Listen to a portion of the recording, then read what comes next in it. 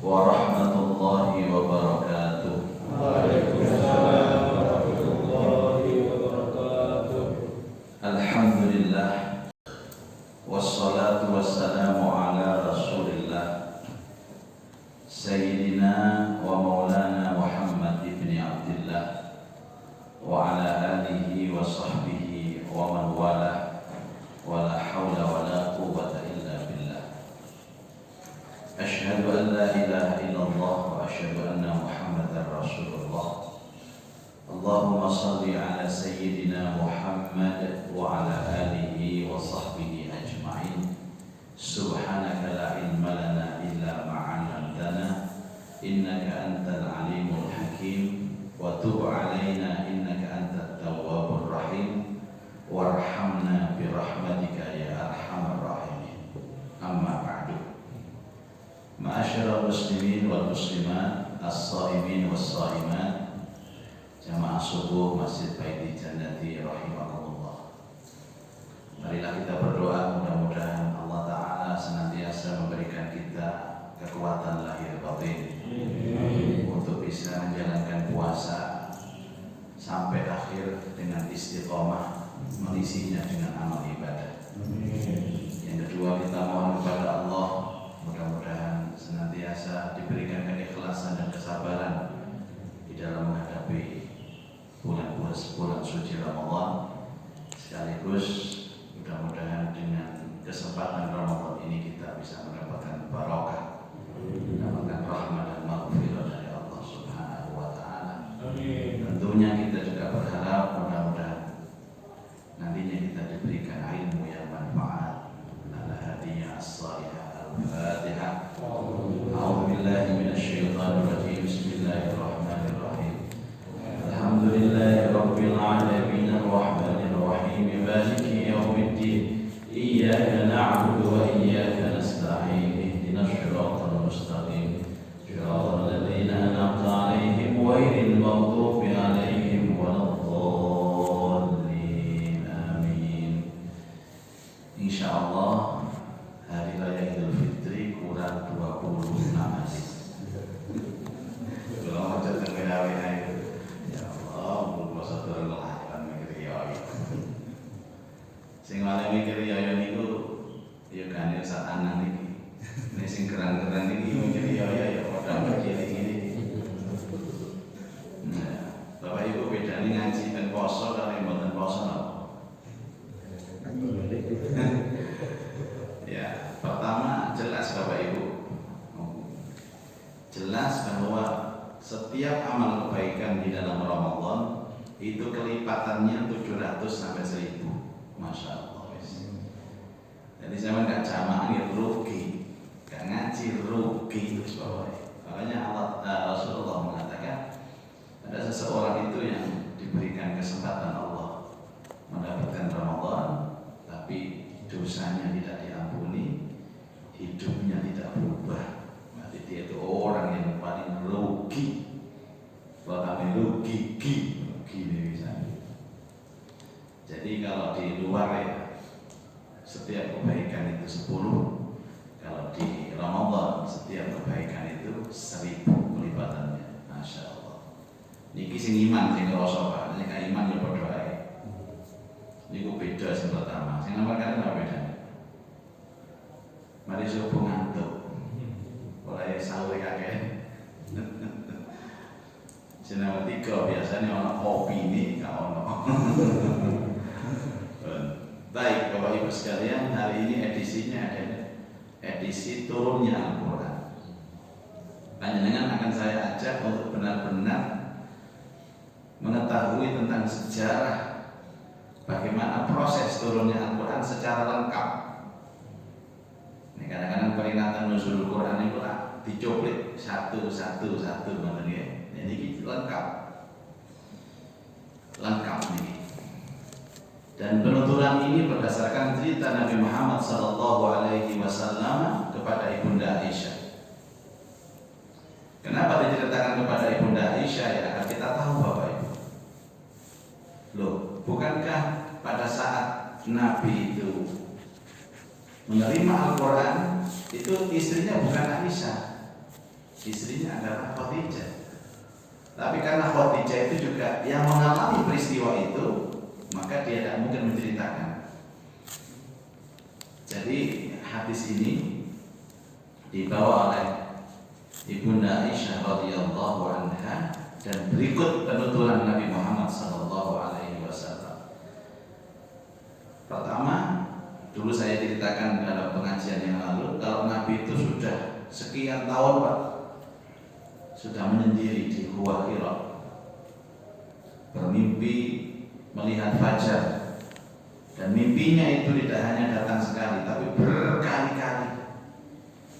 Waktunya di suatu malam, beliau bercerita, tiba-tiba ada yang datang kepadaku. Yang dimaksudkan datang ini malaikat Jibril. Di mana? Di Gua Hira. Dulu saya gambarkan Gua Hira itu seperti apa. Kemudian Jibril memegangiku dan merangkulku. Ono sing teko moro-moro merangkul. Hingga aku merasa sesak. Saking namanya dirangkul sampai sesek dodone Rasulullah. Kemudian melepaskanku dan dia berkata, "Iqra," baca. Aku jawab, saya Nabi, "Mana Nabi Qori?" Aku tidak bisa maca. Jadi Nabi itu belum pernah melihat orang ini, belum pernah ketemu orang ini, tahu-tahu dia datang ngerangkul sampai dada Nabi sesak, dilepaskan rangkulannya itu dan diperintahkan Iqra, baca. Ngeten iki kira-kira ibu-ibu kok wanita kok geria bisa nyeritakan tentang putune iki. Ngeten iki. Mbah, ya napa Mbah ceritani Nabi Angsa Quran itu, Mbah? Ya apa ya Mbah lali ya. Jadi kata lo angel ya pasti ingat Bapak Ibu, pasti ingat. Kemudian dia memegangi aku dan merangkulku sampai 3 kali dan aku merasa sesak. Kemudian dia melepaskan aku dan dia mengatakan, "Iqra bismi rabbikal ladzi khalaq, khalaqal insana min 'alaq, iqra wa rabbukal akram alladzi 'allama bil qalam, 'allamal insana ma lam ya'lam." Ini adalah Al-Quran surat Al-Alaq ayat 1 sampai 5 dan menjadi pakem pertama kali Al-Quran turun kepada Rasulullah SAW, sehingga bil ittifaq, dengan kesepakatan para ulama, Al-Quran pertama kali turun adalah Al-Alaq 1 sampai 5. Ini Pak. Artinya Iqra bismi rabbikal ladzi khalaq, bacalah dengan menyebut nama Tuhanmu yang menciptakan. Khalaqal insana min 'alaq, dia telah menciptakan manusia dari segumpal darah. Iqra wa rabbukal akram, bacalah, dan Tuhanmu yang maha pemurah. Alladzi 'allama bil qalam, yang mengajar manusia dengan perantara qalam. 'Allamal insana ma lam ya'lam, dia mengajar kepada manusia apa yang tidak diketahuinya. Jadi melihat ayat ini Bapak Ibu, memang Nabi itu akan benar-benar diberikan ilmu oleh Allah. Jadi ilmu itu akan diberikan kepada Nabi.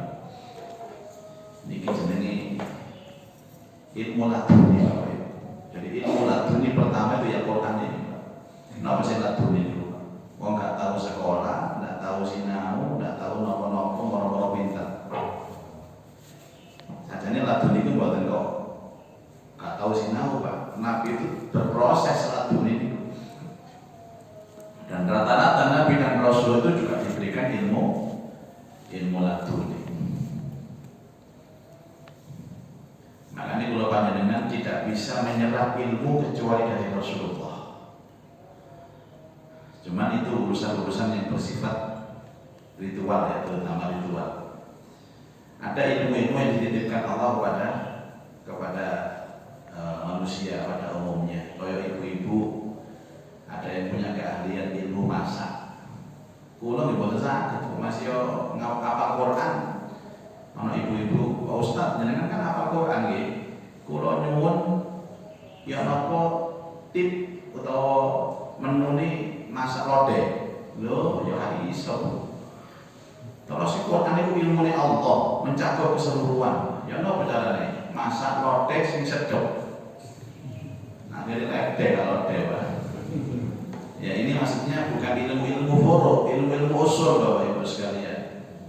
Ilmu kehidupan, ilmu rumah tangga, ilmu mendidik anak, ilmu noto kampung itu ada semua.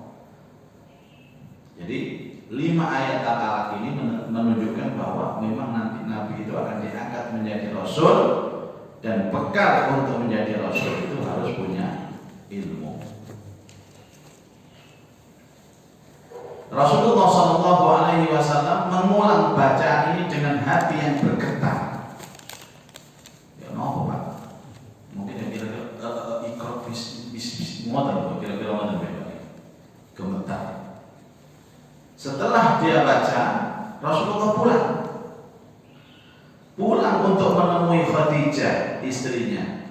Khadijah itu punya bapak namanya Khuwailid. Sinten Bu?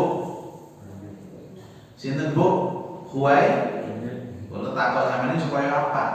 Enggak takutnya anak sinten bahasa bapaknya Khadijah. Selilid. Ada. Kadang-kadang sering salah paham orang-orang itu Pak. Kemudian dia bersabda Rasulullah, Zammiluni. Napa? Aku selimutono, aku meriang. Zammiluni. Aku selimutono. Maka beliau diselimuti hingga badan beliau tidak lagi menggigil layaknya terkena demam. Jadi Rasulullah SAW itu Bapak Ibu pertama kali merasakan sakit demam gini kira. Sadereng mboten nanti sakit Nabi. Swidak 3 tahun nih, pertama kali sakit ini. Jadi usia Rasulullah berapa kemarin? 40 tahun. Laki loro. Itu menunjukkan bahwa Nabi ini Masya Allah sehat dan orang yang benar-benar menerapkan hidup sehat. Makanya ada kitab yang judulnya apa? Tibbun Nabawi, sehat ala Rasulullah. Sudah diterjemahkan Bapak Ibu. Jenengan tumbas niku Pak. Niku Masya Allah. Kulo piyambak ngapunten nggih dereng ngamalaken Pak. Iya, ngamalaken namung sekedhik-sekedhik. Contohnya masalah mangan niku. Nabi niku takjile ya kurang telu tok. Mboten niku sampe dalem nggih mboten mangan apa-apa. Nek awak dhewe takjile melok Nabi, tapi mari terawih melok sapa sampeyan? Ana sego goreng, mie goreng, capcay, bebek goreng. La haula wala quwata. Mboten nyeritakan yang itu Pak kula piyambak niku. Nah, sampeyan melok kula wonten masalah itu. Ya Allah. Kayak kita itu harus takjil ikut Nabi. Wah, takjilnya melok Nabi Pak. Nah, mari takjilnya bisa melok sapa niku kirane. Wah ya. Nabi niku kurma terus mboten mangan beras ya. Sampai bengi Bu. Ya napa dicoba mending lah. Wes tu irit sampean. Beras gak kalau, lengkok gak kalau, temen sopi jam 1 lagi saya itu. Nah, mriki niku takjile niku melok Nabi. Tambahan takjile niku lho Pak ya Allah, saya karo-karuan. Ingin niku diundang buka ya Allah, alhamdulillah. Kalau melok Nabi aku kurma tak pangan telu. Dadak menawa metu. Nasi kebuli lah. Kita kok sapa? Jadi kita itu kadang-kadang Pak boleh jujur ya. Ini urusan Quran itu mengimani separuh ayat dan mengkufuri separuh ayat. Kadang-kadang sholat ya melok Nabi, tapi saya medit.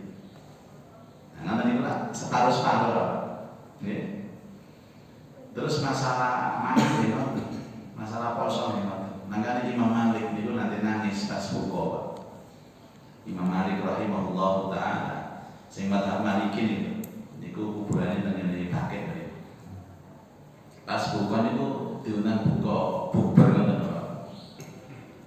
Nah niku nangis jarene santri ini. Napa omam kok nangis jenengan?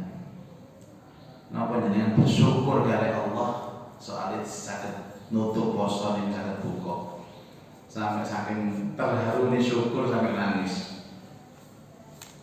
Jadi imamnya, aku ki gak perkara nangis tidak. Dan apa? Aku ki poso ning melok Nabi. Buka ning gak melok Nabi. Delok kabeh buka ya Allah. Ono mana sing ngadakno bubur, tapi gak terawih ya. Niki usum nopo wonten daerah Surabaya. Usum. Bubur ya Allah. Tapi gak terawih. Ngoten niku napa? Mengimani satu hadis tapi mengkufuri satu hadis. Sing digarapno niku lho, ya kabeh lah. Latihan kabeh. Nanti dipilih sing enak-enak, sing gak enak gak dilakoni. Saya lanjutkan lagi. Kemudian beliau mengatakan kepada Ibunda Khadijah, apa yang terjadi? Apa yang terjadi padaku? Beliau bertanya kepada Khadijah. Kemudian beliau memberitahukan apa yang baru saja terjadi. Beliau bersabda, aku khawatir terhadap keadaanku diri sendiri. Jadi Nabi Khadijah, aku kena opo?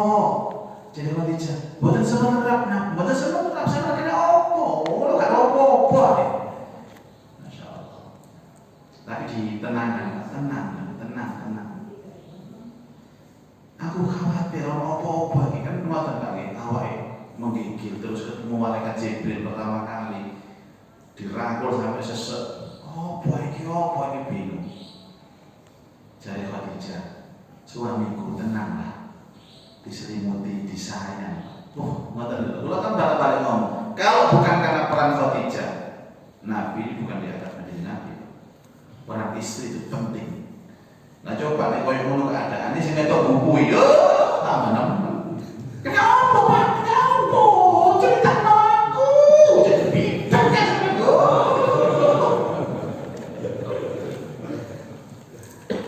Kan ada Bu. Jadi ada seorang istri itu yang orientasinya menenangkan suami. Ada yang bukui sih mana menurut. Lah Khadijah termasuk orang-orang yang napa jenenge tenangkan itu. Wis wonge ayu, ngomongnya halus, menenangkan suami. Iya ono katape ayu, menyebret bukui ya. Ya Allah. Nah tadi sing ngerti apa lu coba yang ngoten Pak. Nggih dirambut mawon Pak. Sampai ajar menjemputnya. Khadijah berkata, demi Allah sekali tidak akan menghinakan kamu. Tenanglah suamiku, Allah tidak akan menghinakan kamu.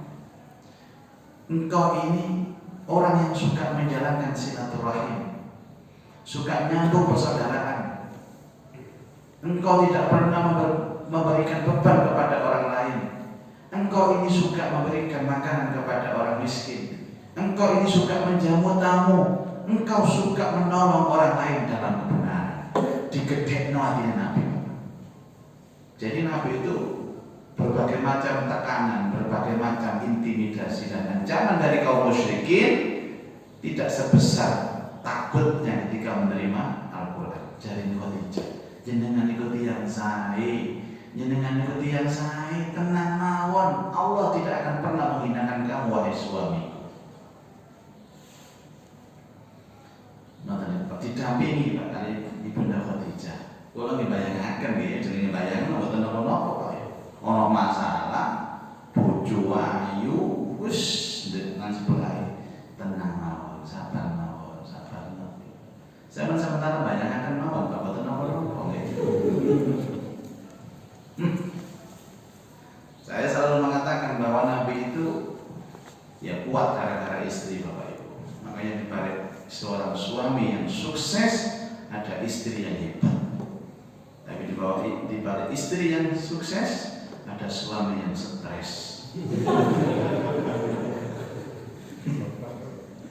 Ada tiga itu terus Pak ngomong sing wedok sukses. Selanjutnya Khadijah membawa beliau menemui Waraqah bin Naufal bin Asad bin Abdul Uzza. Ngeten nggih Mas Muhammad, monggo jenengan kula betul paman kula niku tiyang sing ngerti. Dia ahli kitab, dia itu penulis Injil. Dia penganut agama Nabi Isa alaihissalam. Mesti nih ngerti apa yang terjadi. Siapa namanya Pak? Waraqah bin Naufal bin Asad bin Abdul Uzza, yang terkenal dengan Waraqah bin Naufal. Ini penting. Waraqah adalah seorang Nasrani. Dia menulis buku yang berbahasa Ibrani, juga menulis Injil dalam bahasa Ibrani, dan dia sudah tua dan matanya buta. Tapi dikit ngerti Pak tiang ini Pak. Pokoknya orang yang pernah mendapatkan Alkitab, baik kitab Taurat maupun Injil, ketika diceritani masalah ini pasti tahu. Kenapa? Karena apa yang terjadi pada Nabi Muhammad itu sudah tertera di dalam kitab Taurat dan Injil. Dzalika masaluhum fit Taurat wa masaluhum fil Injil. Akhirnya digandeng Pak. Dan ini paman, ada yang menyebutkan itu sepupunya Khadijah, ada yang menyebutkan pamannya Khadijah.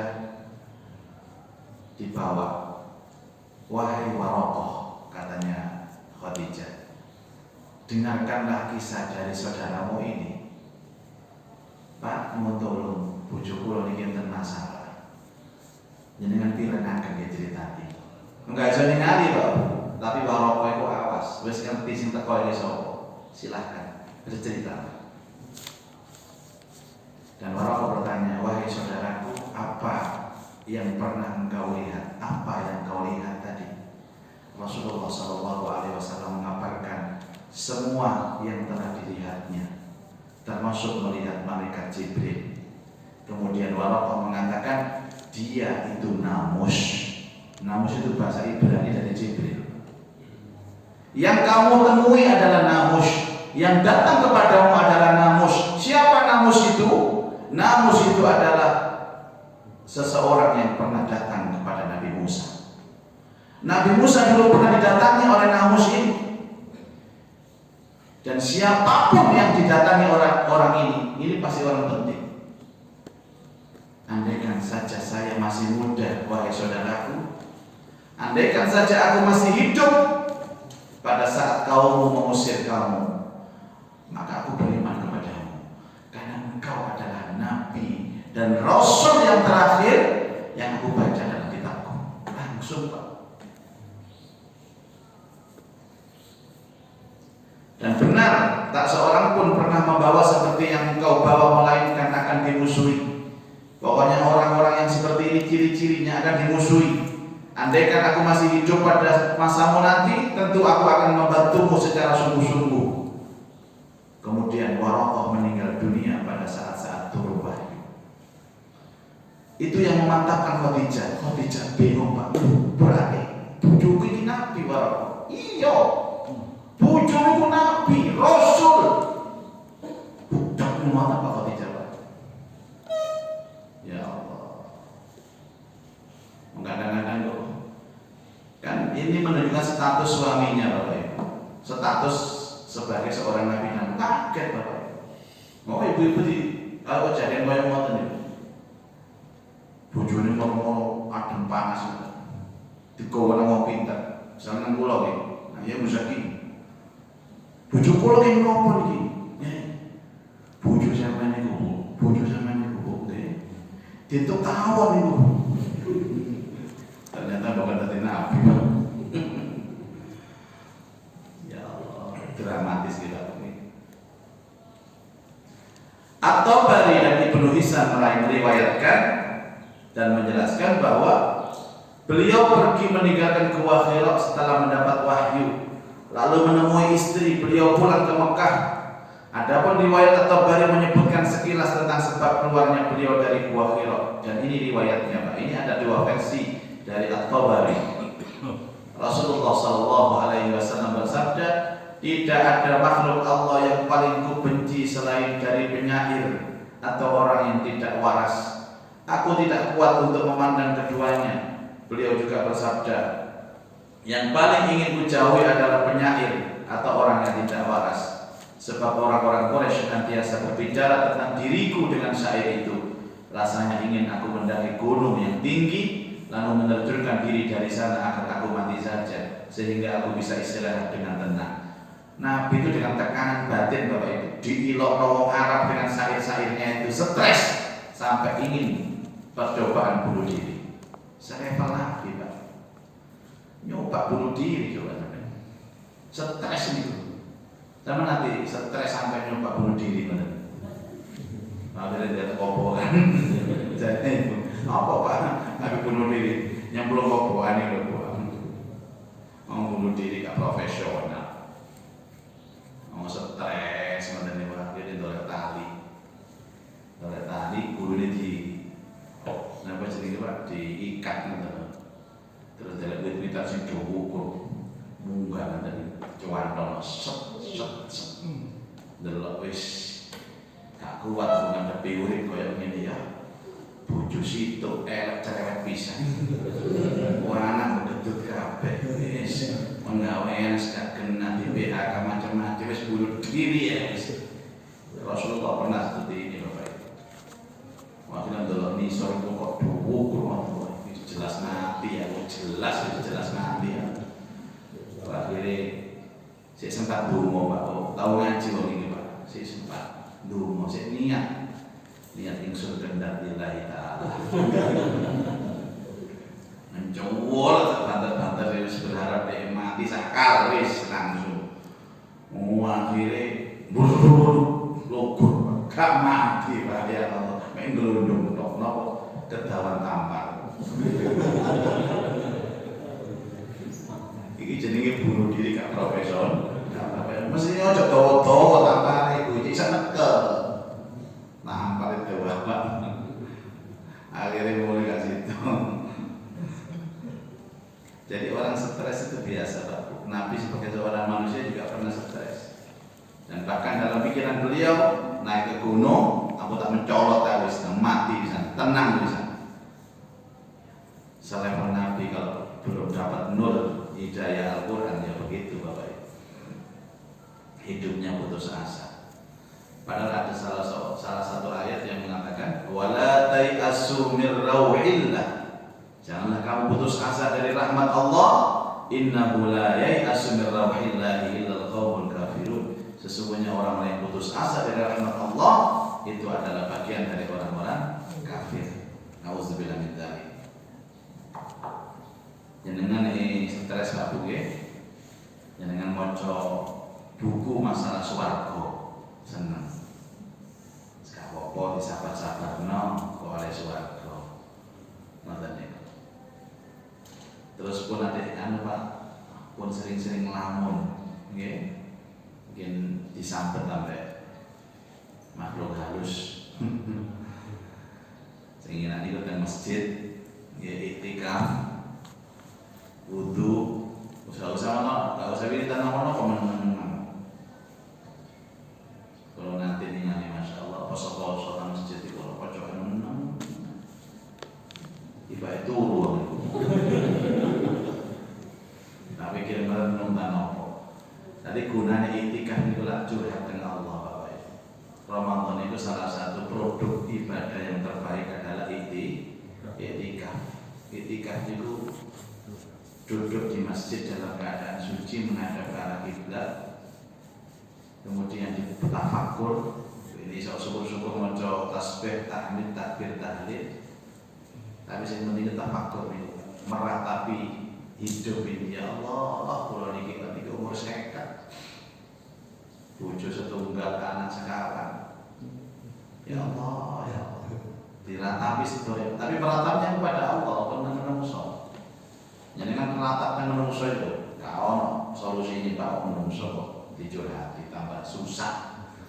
Ibu-ibu ini begitu, sudah jangan biasakan curhat kepada tetangga. Sakno tambah sampai itu mungkin dua masalah, sing lebih gede tambah sampai tambah beban ini. Mbak, aku curhat, apa Mbak? Bojoku, apa bojoku? Iki minggat wis petang wulan iki. Ya apa solusinya, Pak? Pirang wulan minggate? Petang wulan. Aku petang tahun, Pak. Meniku langsung mulai turun.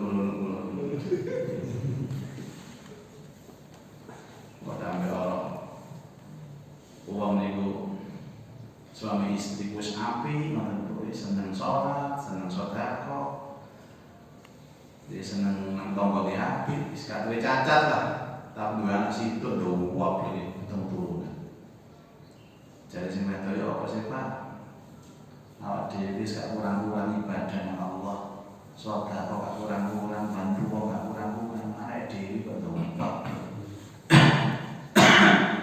Anak-anak satu-satunya kena narkoba bisa. Jadi sing wedok ya wis Pak nang yai, Pak nang yai. Akhirnya teng yai. Karepe curhat Bapak Ibu. Jadi yai ini ana apa? Nek curhat yai. Masalah apa anakku lho tuh buat kena narkoba. Padahal kula kali ibu arek-arek ibadah tekun ya ngono ta. Cerita ya apa ndak berarti anakku. Dengan cerita yai ini niku nangis, Pak. Akhirnya takon, apa yai nangis, apa yai gara-gara cerita kula. Kan, kenapa anakku luwih nemen teko anakmu? Akhirnya pamitan ke yai matur suwun mulai itu semester takon. Lho kok cepet Pak yai. Ada tunggal kok. Awak dhewe gak izinan ini. Jadi sampeyan kira aku curhat teng yai ku yai ini terus kayak solusi, ojo-ojo tambah dadi beban yai. Sing paling enak curhat teng Allah. Kapan bisa iki poso Pak? Masjid kita ini loh Pak. Tapi kadang-kadang keterangan kayak gini tuh gak terang masjid, ngetarani duwe masalah. Lho mboten Bapak Ibu. Iktikaf itu tidak hanya kita punya masalah, tapi iktikaf diperintahkan oleh Allah. Makanya kalau ini kita sanjang, salah satu kenikmatan Ramadan tahun ini adalah masjidnya dibuka. Kok sampai ditutup loh Pak? Kok sampai ditutup lah? Awak dewi poso gak masjid itu ono apa ceritanya? Dekem nang omah terus. Jangan Bapak Ibu, pagi, siang, sore, malam. Ini masjid ini dipenuhi, dipenuhi. Jangan dikosongkan, Pak Eman. Setiap tempat ini kan malaikatnya banyak. Masya Allah. Apalagi bulan Ramadan kayak gitu. Baik. Kemudian beliau bersabda, maka aku pun pergi hendak melakukan itu. Maksudnya ini bunuh diri Pak Nabi. Naik ke atas gunung, maksudnya ini badai mencolot Nabi. Saking namanya tekanan batin. Tiba-tiba aku dengar suara yang datangnya dari langit. Apa suara itu? Ya Muhammad, anta Rasulullah wa ana Jibril. Bahasa Indonesia, engkau adalah utusan Allah dan aku Jibril. Ini kulit Nabi Pak, katanya bunuh diri orang Jibril teko. Lainnya awak dhewe bunuh diri ya dijowarno, jajarno, juga ngomong Pak. Ya. Kemudian aku mendongakkan kepala ke arah langit. Yang ternyata di sana ada Jibril dalam rupa seorang laki-laki dengan wajah berseri. Ini riwayat Tabari. Kedua telapak kakinya menginjakkan ufuk langit dan seraya berkata, Ya Muhammad anta Rasulullah wa ana Jibril. Aku berdiam diri sambil memandangnya, bingung apa yang hendak aku kerjakan. Tidak berani melangkah maju atau mundur, bingung Pak. Kisopo. Aku memalingkan wajah dari arah yang ditempati Jibril di ufuk langit. Tetapi setiap kali aku memandang arah langit yang lain, di sana tetap ada Jibril yang kulihat. Rono, kalau Jibril. Nah, ini Jibril. Itu peristiwa spiritual tingkat tinggi Bapak Ibu. yang dialami oleh Rasulullah SAW. Dan aku tetap diam, tak selangkah kaki pun maju ke depan atau ke belakang, hingga akhirnya Khadijah mengirim beberapa orang untuk mencariku. Bahkan mereka sampai ke Mekah dan kembali lagi menemui Khadijah tanpa hasil. Padahal aku tetap berdiri seperti semula di tempatku berdiri. Khadijah mengirim uang, Pak, untuk mencari Rasulullah di Gua Hira, tapi orang-orang kiriman Khadijah itu tidak ketemu sama Nabi. Jadi seperti Nabi itu dibawa ke alam malakut namanya. Alam malakut itu alam malaikat. Alam malakut. Apakah kita bisa menuju alam malakut? Wallahu a'lam. Mungkin bisa. Tapi jangan membayangkan macam-macam, Pak. Ini atas kehendak Allah. Bisa saja kita ditarik, dibawa ke alam malakut seperti para nabi dan rasul. Tapi nabi rasul itu tak tahu dosa atau apa masih ya. Makanya sakit dengan alam malakut. Nek sampai apa nanti masih ya? Nah, akhirnya ke alam malakut, alam alam gak karu-karuan. Kan enten hadis bahwa setiap orang khatam Quran itu ini dungo, Pak. Khatam Quran ini dungo itu sing ngamini malaikat. Sing ngamini malaikat jumlah malaikat sing ngamini itu 70.000. Ini sama khatam Quran itu ditolani sing ngamini 70.000 malaikat. Napa maknanya? Ya tidak ada doa yang ditolak. Sahabat takon, lho nanti 70 itu napa saged ditingali? Jadi Nabi, ini awakmu gak tahu nglakoni dosa, iso. Jadi kalau panjenengan ini ditakoni, apa menungso mboten saged ningali malaikat sebab tertutup hijab maksiat. Jadi ini sampai di detik niki dari yang saged ningali malaikat. Yang sing saged ningali malaikat sambut. Kita lagi diseroe. Berarti kula sampean ini sih enten noda dosa, yaitu yang menjadikan hijab atau satir atau penutup kita tidak bisa melihat malaikat, tidak bisa masuk ke alam malakut. Jadi caranya apa? Ya kudu ke alam maksiat. Meripat dijogo, kuping dijogo, sikil dijogo. Ini gampang, Pak.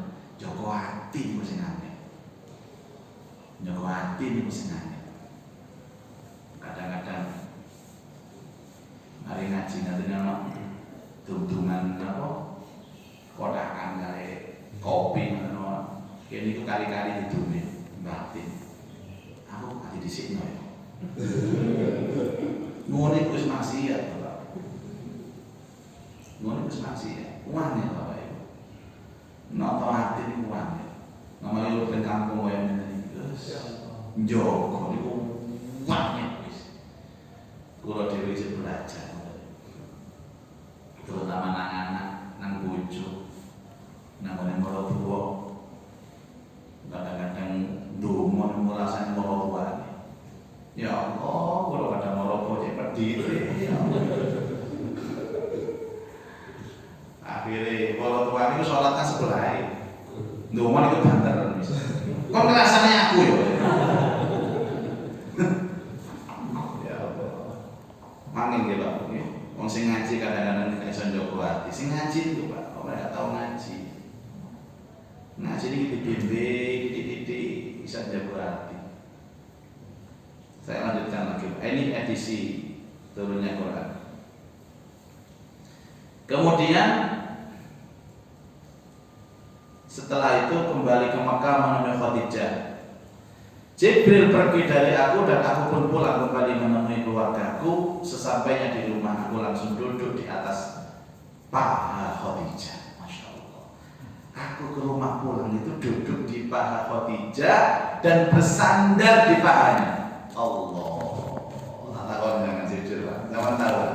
Lungguh aku ini bojo sampean. Jane karep Pak, sing diduduk gue gak gelem. Sekarang ini kering kabeh. Ini gue ini banter lah ya pengalaman dari ya Allah, aku kalau bayangkan kan Pak, bojo kok dijadi ya apa ya? Jadi Nabi itu sumpah stres sama mengalami dengan Nabi. Dan panjenengan tidak harus tahu Bapak Ibu. Ini anak orang wedok menampung kepala suaminya ada di pahanya, itu tidak mungkin didiamkan, Pak. Mesti dipijeti, mesti dijeti. Gak mungkin terus kepala Nabi di pahanya terus dijaga, betul mungkin Pak. Ya dikecer, kira enten nopo. Yang cerita akan ngomong. Itu posisi terdekat antara suami dan istri. Paham Pak? Lain Nabi melumah, kan tenang dipijet. Umumnya Nabi geser, miring, ngadepi geser ini, kata apa Pak? Lumpuh, kata suaraku Pak. Sama-sama, ini kan nanti, tapi pun kosong-kosong Pak, ini kalau buku aja, kejadian Nabi ini. Bahaya kejadian, mungkin kalau buku, Bu, aku tak nerap namanya apa sih ngaji kok iso.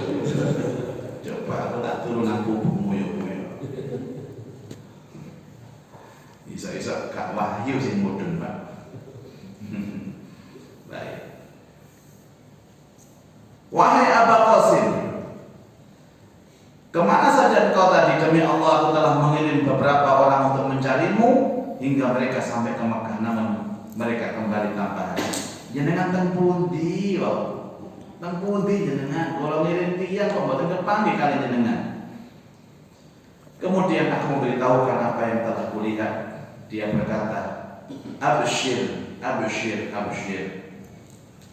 Kata Khadijah, bergembiralah wahai suamiku, bergembiralah dan teguhkan hatimu. Demi yang Khadijah ada dalam genggamannya, aku benar-benar berharap engkau menjadi nabi atas umat ini semua. Dan Khadijah ini kan wanita pertama yang mengimani Rasulullah sebagai nabi dan rasul. Jadi suami mendapatkan anugerah, suami diangkat derajatnya, yang mengucapkan selamat pertama kali adalah Ibunda Khadijah. Bapak Ibu, memang ini jenis garwa itu sekarang nyawa Pak. Kadang-kadang kita ini kan bersaing. Gikulan ini kan namun ngomong muka-muka sakit dengan hikmah. Kenapa istri itu amat sangat dianjurkan di rumah, dan fungsi utama istri itu adalah support terhadap suami. Wong lanang nyambut gawe nopo mawon, bayarannya pinten mawon. Fungsi istri itu mensupport suami, bukan menjadi pesaing suami. Napa pesaing suami? Melon nyambut gawe. Walaupun dalam fikih itu boleh, tapi secara hakikat fungsi dari seorang istri adalah support.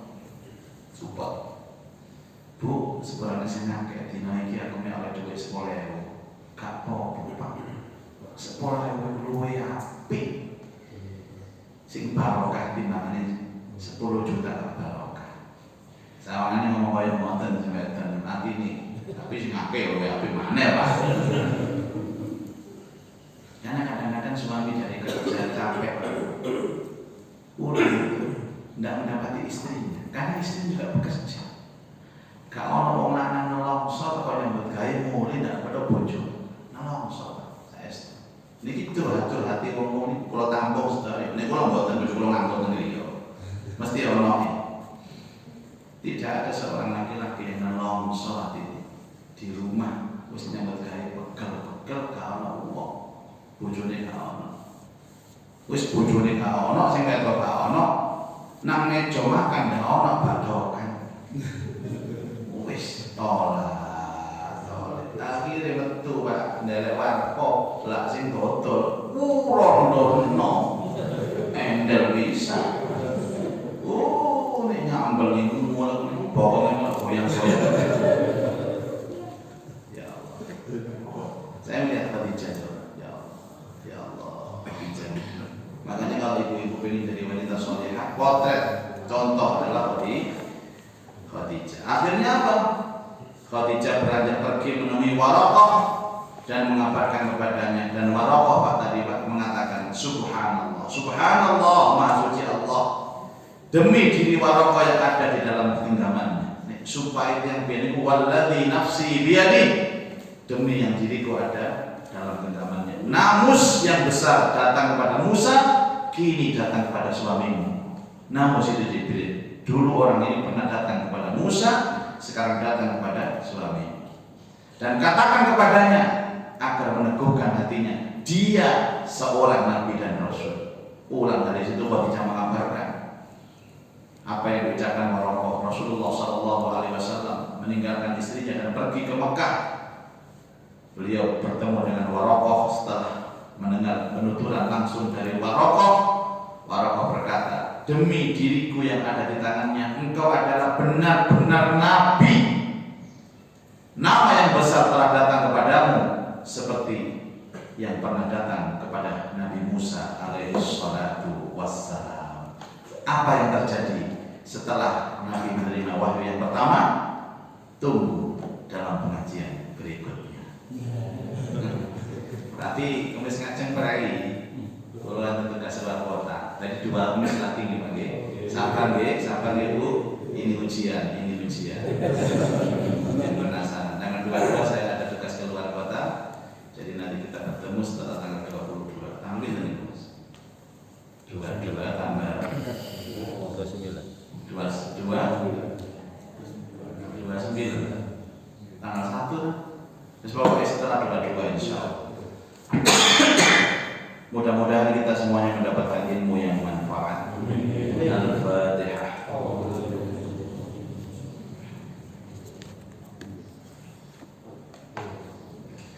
A'udzu billahi minasyaitonir rajim. Bismillahirrahmanirrahim. Alhamdulillah rabbil alamin. Hamdan yuwafi ni'amahu wa yukafi'u mazidah. Ya Rabbana lakal hamd. Kama yanbaghi li jalali wajhikal karim wa 'azimi sultanik. Allahumma shalli ala sayyidina Muhammad wa alihi wa sahbihi ajma'in. Allahumma anfa'na bima 'allamtana wa 'allimna ma yanfa'una wa zidna ilman nafi'a. Allahumma arzuqna fahman nabiyyin wa hifdzal mursalin wa ilhamal malaikatil muqarrabin. Allahumma fariqal furqan wa munzilal Qur'an bil hikmati wal bayan. Barik Allahumma lana fi syahri Ramadan. Wa sallallahu ala sayyidina Muhammad wa alihi wa sahbihi ajma'in. Walhamdulillah rabbil alamin. Subhanaka Allahumma wa bihamdika asyhadu an la ilaha illa anta astaghfiruka wa atubu ilaik. Wassalamualaikum warahmatullahi wabarakatuh.